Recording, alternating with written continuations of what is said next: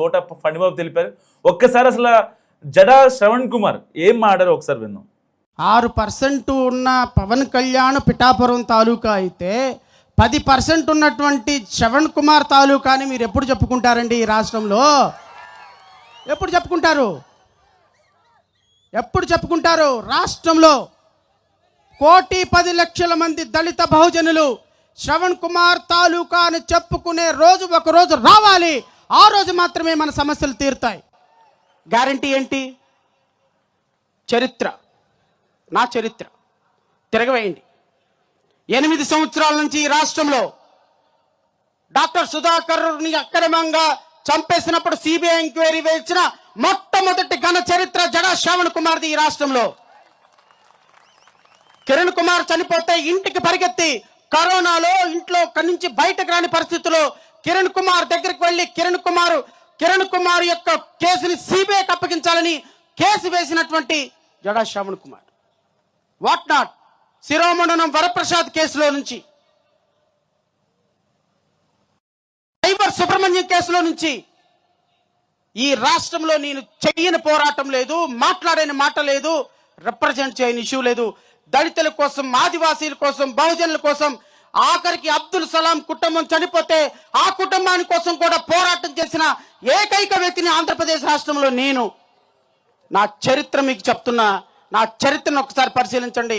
So విన్నారు కదా జడా శ్రవణ్ కుమార్ ఏం మాట్లాడాడు అంటే, వాస్తవానికి వాళ్ళ కులానికి సంబంధించినటువంటి, వాళ్ళ మతానికి సంబంధించినటువంటి ఒక కార్యక్రమాన్ని పెట్టుకున్నారు. దానికి చాలామంది జర్నలిస్టులు హాజరయ్యారు, చాలామంది వాళ్ళ సామాజిక వర్గానికి సంబంధించి చాలామంది హాజరయ్యారు.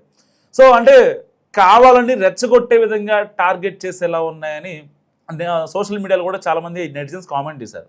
సో ఇలాంటి నేపథ్యంలో ఇప్పుడు పోలీసులకి తోట ఫణిబాబు అనే వ్యక్తి కంప్లైంట్ రేస్ చేయడంతో సో విచారణ అనంతరం ఆయన మీద దాదాపుగా 4 బిఎన్ఎస్ సెక్షన్ల కింద కేసు నమోదు చేశారు. ఇటు సోషల్ మీడియా, బహిరంగ వేదికల ద్వారా జడా శ్రవణ్ కుమార్ చేసిన వ్యాఖ్యలను కూడా ఇటు పోలీసు అధికారులు కూడా పరిశీలిస్తున్న పరిస్థితి. సో ఈ వ్యవహారానికి సంబంధించిన పూర్తి వివరాలను ఇప్పుడు పోలీసులు సేకరిస్తున్నారు. ఫిర్యాదులో పేర్కొన్న అంశాలను కూడా వాళ్ళు పరిశీలించడం జరుగుతుంది.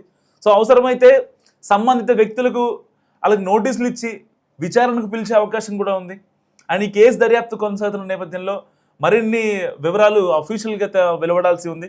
సో ఏదైనప్పటికీ రఘురామకృష్ణంరాజుపై చేసిన వ్యాఖ్యల వ్యవహారం రాష్ట్ర రాజకీయ వర్గాల్లో చర్చకు దారితీస్తుండగా అండ్ పోలీసులు చట్టపరమైన చర్యలను కూడా చేపడుతున్న పరిస్థితి. సో ఏదైనప్పటికీ అంటే ఒక మతం కానీ కులం కానీ అంటే కొన్ని సెన్సిటివ్ ఇష్యూస్ ఉంటాయి. ఇప్పుడు ఎవరైనా అంటే వాళ్ళకి సంబంధించిన దేవుడి ఇష్యూలో కానీ, కులానికి సంబంధించో, మతాలకు సంబంధించో రాజకీయాలు చేస్తున్నారనో చాలా మందిలో ఒక భావన ఉంటుంది. కానీ అంటే ఒక మాజీ హైకోర్టు ప్రధాన న్యాయమూర్తిగా ఈ సెన్సిటివ్ ఇష్యూస్లో చాలా దూరంగా ఉండాలి. ఆయన మతాన్ని ఆయన గౌరవించుకోవచ్చు, ఆయన కులాన్ని ఆయన గౌరవించుకోవచ్చు, ఆయన నమ్మే సిద్ధాంతాన్ని, ఆయన నమ్మే దేవుణ్ణి, అది ఎవరైనా సరే, not only Jada Shravan Kumar. So ఎవరైనా వాళ్ళు నమ్మే యొక్క సిద్ధాంతాలని, ఆ సంస్కృతుల్ని, విధానాలని, వాళ్ళు నమ్మే విలువల్ని, వాళ్ళు నమ్మే ఎథిక్స్ని గౌరవించుకోవాలి. అంటే వాళ్ళ మాట వినే వాళ్ళకి చెప్పాలి.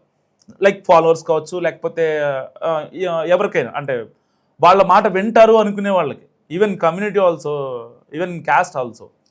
కానీ వేరే వాళ్ళపైన అంటే ఒక రాజ్యాంగబద్ధ పదవిలో ఉన్న వాళ్ళపైన, లేకపోతే ప్రజాప్రతినిధులైనా, గ్రౌండ్ లెవెల్లో అయినా సరే, లేకపోతే అసెంబ్లీ లెవెల్, పార్లమెంట్ లెవెల్, ఎవరైనా సరే, సో అనవసరమైన ఎలిగేషన్స్, దీన్ని అంటే క్యాస్ట్ని, మతాలని పెట్టుకొంచడం అనేది నిజంగా కరెక్ట్ కాదనేది చాలామంది చెప్తున్నటువంటి వాస్తవం. సో ఏదేమైనప్పటికీ ఇక్కడ అనవసరమైన ఒక రప్చర్ జరుగుతోంది. సో మా హక్కుల్ని లాగేసుకుంటున్నారు, మా హక్కుల్ని తీసేసుకుంటున్నారు, మాకు రావాల్సినటువంటి న్యాయంగా రావాల్సిన, మా కమ్యూనిటీకి రావాల్సినటువంటి ఏవైతే ఉన్నాయో అవి మొత్తం మాకు రావట్లేదు. అగ్రవర్ణాలకే పోతున్నాయి, కమ్మోళ్ళకి పోతున్నాయి, నాయుళ్ళకి పోతున్నాయి, లేకపోతే రెడ్డిలకి పోతున్నాయి, వీళ్ళకే వెళ్తున్నాయి తప్ప మాకు అసలు రావట్లేదు అనేది ఈయన జడా శ్రవణ్ కుమార్ ఎప్పటి నుంచో మాట్లాడుతున్నటువంటి ఒక వాదన. సో ఇలాంటి నేపథ్యంలో ఆయన్ని నోటీసులు ఇచ్చి అరెస్ట్ చేస్తారా, లేదంటే ఆయన్ని లోపలికి పిలిచిన తర్వాత అరెస్ట్ చేస్తారా అనేది తెలియాల్సి ఉంది. సో మరి మీరేమనుకుంటున్నారో మస్ట్గా కామెంట్ చేయండి.